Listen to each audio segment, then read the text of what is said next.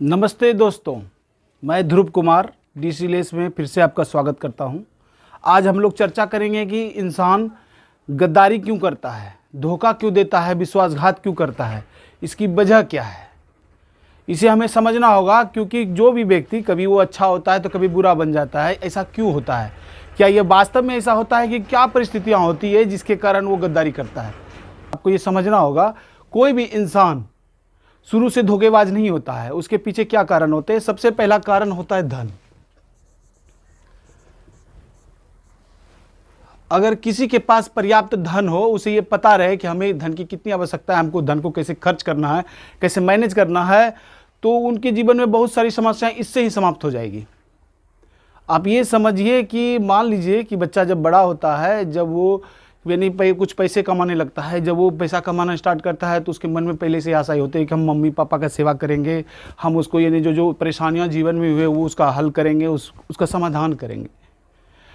लेकिन जब क्या होता है कि उसकी शादी होती है, तो शादी होती है तो वो जो है ना कि यानी कि जिसके साथ उसका विवाह होता है, उसकी बातों को यानी कि वो नज़रअंदाज नहीं कर सकता है, क्योंकि सबको पहले जो ये प्रवृत्ति हो जाती है कि पहले अपने को देखना है। लेकिन वो भूल चुका होता है कि पहले हमने क्या सोचा था, क्या गोल बनाया था कि हम अब जीवन में क्या करेंगे। प्रॉब्लम कहाँ से स्टार्ट होता है? जब वो लोन लेता है, यानी कर्ज लेता है। कर्ज आजकल आपने देखा होगा, क्रेडिट कार्ड का ज़माना है, इसका ज़माना है। कोई भी वस्तु EMI पे मिल रहा है, ये मिल रहा है, आदमी इस चीज़ को गंभीरता से नहीं लेता है। आजकल बाजार में बहुत सारे बैंक या छोटे बैंक यानी कि जो है ना आपको कर्ज देते हैं कि आप कोई बिजनेस कीजिए, आपको उसके लिए कर्ज दिया जाता है। लेकिन आदमी उसका गलत उपयोग करता है। वो क्या करता है, देखता है हमको भाई कम इंटरेस्ट पे वही ब्याज पे मिल रहा है हमको यानी कि कोई धन, तो वो उसको खर्च यानी कि उसको बिजनेस करने के बजाय वो अपने यानी कि लग्जरी लाइफ जीने के लिए उसको खर्च कर देता है और इसी मकर जाल में फंस जाता है। वो कोई लोन पे यानी कि गाड़ी ले लेता है, लोन पे टीवी फ्रिज कुछ भी जो यानी कि उसको आराम दे तत्काल सेवा में, तो वो वस्तु वो खरीदता है, जिसके वजह से प्रॉब्लम यहीं से शुरू होती है। EMI का जो सिस्टम, ये प्रचलन जो आज चला है कि हम लोगों को बैंक के द्वारा, इसके द्वारा यानी मकर जाल में फंसाने का एक प्रोग्राम चला है। इसको हम लोगों को खुद से इससे बाहर निकलना होगा। इसी वजह से सारा प्रॉब्लम्स क्रिएट हुआ है, क्योंकि मनुष्य को क्रेडिट का मतलब ही होता है उधारी, यानी उधार की जिंदगी जीने के लिए आदी बनाया जा रहा है, जिसके कारण सारा प्रॉब्लम होता है। मान लीजिए कोई जीविका या कोई भी यानी कि जहाँ पे जो चल रहा है कि आपको भाई लोन दिया जाता है कि आप कोई बिजनेस कीजिए, या सब्जी बेच रहे हैं, प्याज बेच रहे हैं, या कोई बिजनेस करके फिर उसको भाई सप्ते में महीने में करके उसको पैसा आप अदा कीजिए। लेकिन आदमी उसका दुरुपयोग करता है। वो सोचता है कि ये मेरे घर का पैसा है, वो फ्री में हमको दे रहा है, हमको इंटरेस्ट भरना नहीं है। जब एक किस्त पूरा होता है तो दूसरा किस्त फिर ले लेता है, और इसी बीच में चाहे 15 दिन हो, 20 दिन हो या 1 महीने में हो, उसको यानी कि हर महीने कुछ न कुछ ब्याज के साथ उसका यानी कि जो धन होता है उसको अदायगी करना होता है। एक लिमिट पीरियड के बाद जो है ना उसको अदा करने के बाद उसको फिर प्रलोभन दिया जाता है कि आपने ये क्राइटेरिया अच्छा से पूरा किया, आपको जो है और ज़्यादा लोन मिल सकता है, आप हमसे ले सकते हैं। तो इसके कारण जो है ना वो ज़्यादा लोन ले लेता है। उस ज़्यादा पैसा आने की वजह से उसको यानी कि सही से यानी कि बिजनेस ना करने के कारण जो है ना उसको अपना लग्जरी लाइफ जीने में, बाइक में या कोई भी वस्तु खरीदने में या कार खरीदने में उसे खर्च कर देता है। और उसका आर्थिक स्थिति सही नहीं होता है, क्योंकि वो जो है ना कि पैसे को कैसे मैनेज करना उसको पता नहीं है। जितनी आमदनी हो उसी हिसाब से खर्च करना चाहिए। आज की जो प्रवृत्ति हो चुकी है कि आमदनी अटन्नी खर्चा रुपया, सिर्फ दिखावे के लिए। ऐसा नहीं कि उसको कोई दिक्कत है। बहुत सा आदमी क्या होता है कि साल में घूमने का शौक़ होता है। पहले होता था कि इंसान नानी घर गया, यहाँ गया, गर्मी छुट्टी में यहाँ गया। लेकिन अभी जो लोन किस बात के लिए लिया जा रहा है? घूमने के लिए। गोवा घूमना है, यहाँ घूमना है, कोई मंदिर जाना है, इसी चक्कर में वो लोन लेते हैं और उसको खर्च करने के बाद उसका EMI भरते रहते हैं और परेशान रहते हैं, जिसके कारण वो माता पिता का सही से ख्याल नहीं रख पाते हैं। वो क्योंकि व्यर्थ के खर्च उन्होंने कर दिया, जिसके कारण अब उसके पास उसको देने के लिए पैसे नहीं, फिर बहाने बनाएंगे। बहाने क्या बनाएंगे कि पैसा नहीं है, इससे प्रॉब्लम है, वैसे प्रॉब्लम है, अपनी ही प्रॉब्लम है, आपकी क्या मदद नहीं हो, दोस्त की मदद कर सकता है, ना ही खुद की मदद कर सकता है, क्योंकि उसको यानी EMI को चुकाना है। आप ये समझिए कि कोई भी इंसान अगर धन से परिपूर्ण होगा, कब होगा? जब वो पैसिव इनकम जनरेट करना सीखेगा। अगर आप कोई भी एक्टिव इनकम कमाते हैं, कोई भी कार्य करते हैं, उससे कुछ पैसे आपको बचाना है, उसको आप पैसिव इनकम जनरेट कैसे होगा? तो उसके लिए कुछ ना कुछ यानी कि आपको सीखना होगा या उसको कहीं ना कहीं निवेश करना होगा, जिसके कारण शुरुआती दौर में हम यानी उसमें निवेश किया और कुछ सालों बाद वो हमको पैसिव इनकम के रूप में देने लगे, फिर हमको लग्जरी लाइफ जीना है। लेकिन शुरू में ही आदमी क्या करते हैं कि पैसे को सही से मैनेज नहीं करने के कारण वो जो है वो गलत यानी कि निर्णय ले लेते हैं और कुछ ना कुछ ऐसा चीज़ खरीद लेते हैं जो मेरी लायबिलिटी होती है, वो दायित्व होती है, जो मेरे जेब से पैसा निकालती है, वही चीज़ खरीद लेते हैं, जिसके कारण सारा प्रॉब्लम वहीं से स्टार्ट हो जाता है। अब मान लीजिए कोई व्यक्ति किसी का बहुत यानी कि सालों से काम कर रहा है और सही तरीके से कर रहा है, लेकिन उसको इस प्रवृत्ति के कारण कि भाई उधार की ज़िंदगी जीने की आदत हो जाती है, तो उससे भी लोन ले लेता है, समाज से भी लोन ले लेता है। अब इसका यानी कि लोन चुकाने के लिए दूसरा लोन ले लेता है, फिर उसका लोन चुकाने के लिए तीसरा लोन ले लेता है, और इसी मकर जाल में वो फंस जाता है, जिसके कारण उसको झूठ बोलना पड़ता है कि ना कहीं अगर गड्ढा होगा तो कहीं भरेगा, तो कहीं तो गड्ढा होगा, जिसके कारण फिर इसको भरने के लिए कहीं और गड्ढा करके इसको भरा जाता है, जिसके कारण उसको झूठ, फरेब, विश्वासघात करना पड़ता है। वो चाह के भी इससे बाहर नहीं निकल सकता है। क्या करेगा, क्या अगर इसको हम कुछ बोलते हैं तो दूसरे को दिक्कत हो सकता है, तीसरे को दिक्कत हो सकता है।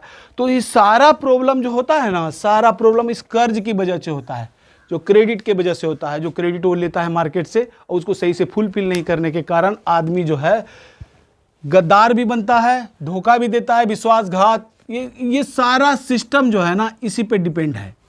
टोटल चीज़ जो है ना कि ये कर्ज का माया जाल है, जिसके कारण आदमी धोखा देना सीख जाता है।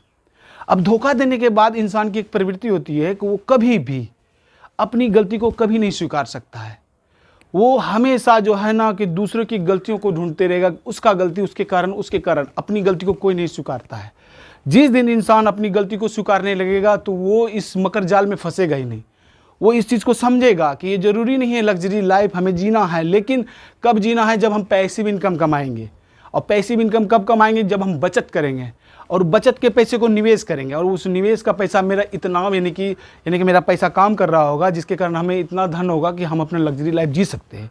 तो शुरुआती दौर में या तो आप कोई अगर धन का अगर कहीं से क्रेडिट लेते हैं, लोन दो प्रकार के होते हैं, एक होता है गुड लोन, एक बैड लोन। गुड लोन वो हो जाता है जब हम उससे यानी कि और पैसा जनरेट करने के में लगाते हैं, कि मान लीजिए कोई भी हम व्यवसाय करते हैं, उसको यानी कि ज़्यादा ग्रोथ हमको दिलाना है, तो उसके लिए हम लोन लेते हैं। बहुत सी बड़ी बड़ी कंपनियां लेती हैं। लोन बुरा नहीं है, लेकिन उसका सही उपयोग करना ज़्यादा इम्पोर्टेंट है। जो आम जनता अज्ञानता के कारण जो है ना ऐसा निर्णय लेते हैं, क्योंकि ज्ञान का उसे अभाव होता है, उसको ये पता नहीं होता है, बच्चों को पता नहीं होता, वो यानी कि स्कूल में ये शुरुआती दौर में सिखाया नहीं जाता है, सोचता है बड़ा होगा तब समझेगा। इसी वजह से सारा प्रॉब्लम क्रिएट होता है। इसीलिए बच्चों को जो है ना कि एसेट लायबिलिटी को समझना होगा। क्या हम जो खरीद रहे हैं वो मेरा एसेट की गिनती में है या लायबिलिटी की गिनती में आता है, ये किस कॉलम में आता है, जब तक उसको ये समझ नहीं होगी, अन्यथा वो जो है घर में यानी परेशानियां पैदा करेंगे। हमको बाइक दिला दो पापा, हमको ये दिला दो पापा, हमको वो दिला दो पापा, और पापा की क्या स्थिति उसको पता ही नहीं है। ये उसे समझना होगा कि जब तक आप स्वयं धन ना कमाने लगे तब तक कोई भी वस्तु ना खरीदे।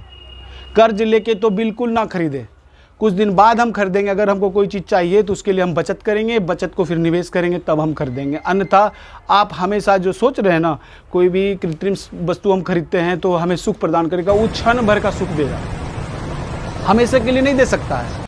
आप ये महसूस कीजिएगा, जब कोई आप बाइक खरीदते हैं, शुरुआती दौर में उसका बहुत सेवा करते हैं, लेकिन कुछ महीने बीतने के बाद कभी उसका सेवा करते हैं, क्योंकि मोह भंग हो जाता है। वो सच्चा सुख नहीं दे सकता है।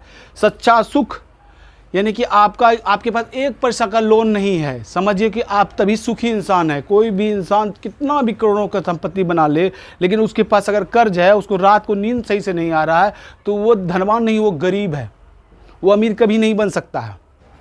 इसीलिए कर्ज लेके अपनी लाइफ स्टाइल को सुधारना ये सरासर गलत है। सभी बच्चों को ये समझना होगा।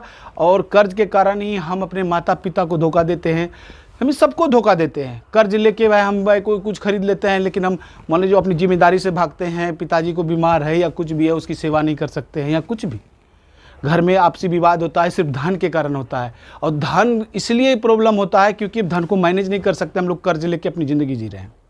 इसी में सुधार करना होगा, तभी इस देश का और समाज का भला हो सकता है। कोई भी वस्तु का निर्माण जब किया गया था तो अच्छे के लिए किया गया था। अब लोन का जो सिस्टम चालू हुआ, यानी उस अच्छे के लिए किया गया था कि आदमी को जीवन लाइफ स्टाइल में सुधार हो, लेकिन सही तरीके से हो। लेकिन इंसान जो है उसका दुरुपयोग करने लगा और इधर से उधर भागने लगा, कभी इसको धोखा दे रहा है, कभी उसको धोखा दे रहा है, कभी उसको धोखा दे रहा है। ये सरासर गलत है। इसीलिए सभी बच्चों को ये समझना होगा कि ये लोन की प्रवृत्ति को हमें आज से ही समझना होगा कि लोन जो है ना हमें जो है यानी कि बैंक के लिए काम करने के लिए प्रेरित कर रहा है। हम लोन पे अगर कार ले लेते हैं, गाड़ी ले लेते हैं, कुछ भी ले लेते हैं, तो हम किसके लिए काम कर रहे हैं? हम बैंक के लिए काम कर रहे हैं, उस कंपनी के लिए काम कर रहे हैं, क्योंकि हमने तो वो ले लिया और उसके बाद क्या हम उसी से मेरा जीवन चल जाएगा? नहीं चलेगा। अगर हम लोन पे कोई गाड़ी लेते हैं, कार लेते हैं, अगर हम उसको किराए पे लगाते हैं और उससे जितना उसमें हम समय और पैसा इन्वेस्ट किए हैं उससे ज़्यादा वो रिटर्न देता है, तभी वो मेरा लोन सार्थक हो सकता है, वो गुड लोन में आ जाएगा। इसीलिए गुड लोन और बैड लोन के कॉन्सेप्ट को आपको सही तरीके से समझना होगा, तभी देश का भला हो सकता है। इसीलिए कभी भी कोई इंसान बुरा नहीं होता है, कोई भी इंसान बुरा नहीं होता है, हालात और परिस्थिति उसे बना देती है। उस सिस्टम को समझ नहीं पाता है कभी हम क्या करने जा रहे हैं।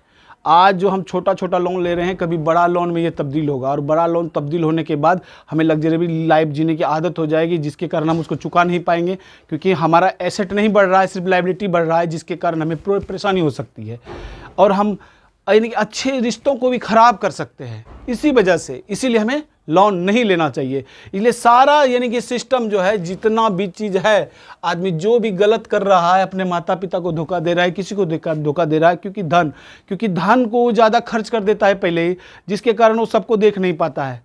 वो पहले ये सोच लेता है हमको 1 लाख रुपए महीने आ रहा है, 2 लाख रुपये, उसी के हिसाब से पहले वो खर्च करने का प्रवृत्ति डाल लेता है। उसको मैनेज करने का प्रवृत्ति नहीं डालता है कि उसको कहाँ कितना खर्च करना है, कितना यानी कि एसेट खरीदना है, कितना हमको लायबिलिटी में खर्च करना है, क्या करना है हमें। इसलिए धन के कॉन्सेप्ट को आपको समझना होगा और हर बच्चे को यानी कि सभी स्कूल कॉलेज में यानी कि इसको पढ़ाया जाना चाहिए।